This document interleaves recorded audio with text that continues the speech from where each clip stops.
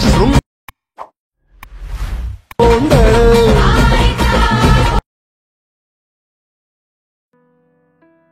जय शिवराय मित्रांनो आजचा व्हिडिओ आपण अलर्ट मोशन ॲप्लिकेशन मधून बनवला आहे।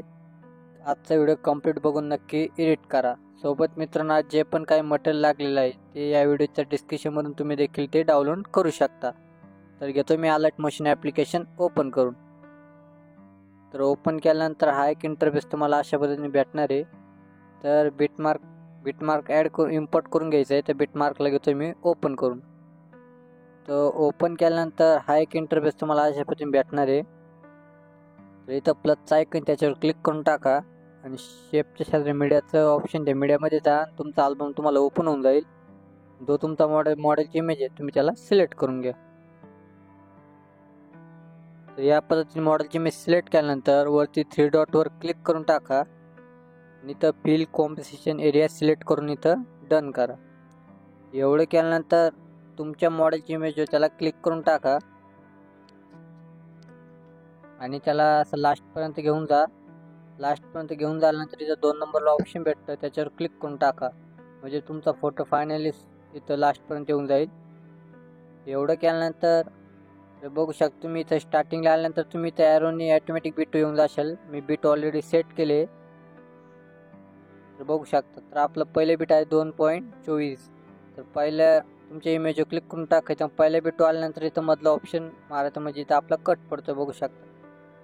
या पद्धतीने केल्यानंतर 2 नंबर जो पुढचा इमेज आहे आपण कट केला त्याला दाबून धरा, त्याला पण अशा पण त्याला ठेवून टाका। एवढं केल्यानंतर बघू शकता खाली प्लसचा आयकॉन त्याच्यावर क्लिक करून टाका। परत मीडियामध्ये जा, मी तुम्हाला जे टेक्स्ट दिले तुम्ही ते ॲड करून घ्या। ॲड केल्यानंतर कलर फिलच्या खाली तुम्हाला मूव ट्रान्सफर असं ऑप्शन भेटेल, तर त्याच्यावर क्लिक करून टाका।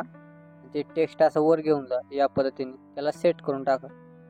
तुमच्या हिशोबाने त्याला ठेवा। इथून तुम्ही झूम आउट कमी जास्त करू शकता। परत मी मूव ट्रान्सफर येतो तिथून सेट करून टाकतो।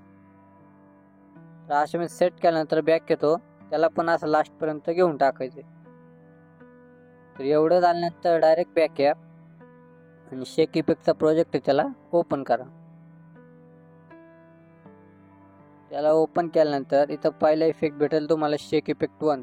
तर पहिले इमेजवर क्लिक करा, खाली इफेक्टचा ऑप्शन भेटेल, प्रेसेटच्या शेजारी इफेक्टमध्ये जा, खाली 3 डॉटचा ऑप्शन त्या 3 डॉटवर क्लिक करून टाका आणि इथं कॉपी इफेक्ट म्हणा। कॉपी इफेक्ट केल्यानंतर बॅक या, जो तुमचा बिटमार्कचा प्रोजेक्ट आहे त्याला ओपन करून घ्या। ओपन केल्यानंतर पहिले इमेजवर क्लिक करा, स्टार्टिंगला इफेक्टमध्ये जा, 3 डॉटवर क्लिक करून हा इफेक्ट पेस्ट करून द्या। बघू शकता इथे इफेक्ट आपला लागलाय।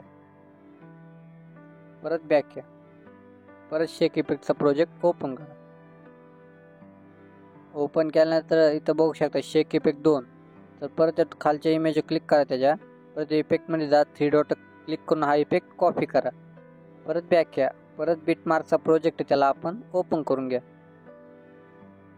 तर इथं 6 सेकंदवर आल्यानंतर इमेजवर क्लिक करायचं, तिथे एक बीट मारून घ्यायचं, तिथं आपला फोटो कट करून घ्यायचा। तो वरचा फोटो राहील त्याला दाबून धरा असं आणि टेक्स्टच्या खाली घेऊन टाका। एवढं केल्यानंतर पूर्ण असं खाली घेऊन टाका भावानं, या पद्धतीने बघू शकता।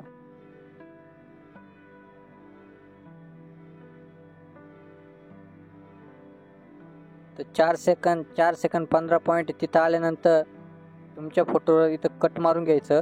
कट मारल्यानंतर तो फोटो अशा पद्धतीने खाली घेऊन टाकायचा, बघू शकता या पद्धतीने। एवढं केल्यानंतर इथं 2 नंबरच्या इमेजवर क्लिक करा, इफेक्टमध्ये जा, 3 डॉट क्लिक करून हा इफेक्ट पेस्ट करून द्या। या पद्धतीने बॅक या, परत शेक इफेक्टच्या प्रोजेक्टमध्ये जा, 3 नंबरचा जो इफेक्ट आहे भावना त्याच्या इफेक्टच्या खाली तुम्हाला तो इमेज भेटेल, त्याच्यावर क्लिक करून टाका। इफेक्टमध्ये जाऊन 3 डॉटवर जाऊन तो इफेक्ट कॉपी करून टाका आणि बॅक या। बिटमार्कचा प्रोजेक्ट ओपन करून टाका। ओपन केल्यानंतर बघू शकता इथं ते इफेक्ट पेस्ट करून द्यायचा आहे संपूर्ण फोटोला, या पद्धतीने। एवढं केल्यानंतर फायनल तुमचा फोटो इथं व्हिडिओ रेडी झालाय। तर एवढं झाल्यानंतर डायरेक्ट वर सेटिंगच्या शेजारी ॲरो भेटेल, त्या ॲरो क्लिक करून टाका याची सेटिंग बघू शकता. मी एक्सपोर्ट रेझोल्युशन 82 ठेवलं आहे, फ्रेम रेट 60 करून टाकली, फुल केली फ्रेम रेट, क्वालिटी हाय करून टाकली आणि खाली एक्सपोर्टचं ऑप्शन भेटेल तर या व्हिडिओला एक्सपोर्ट करून टाका. जर तुम्हाला एडिटिंगबद्दल काय अडचण आली तर मला इंस्टाग्रामला DM करा.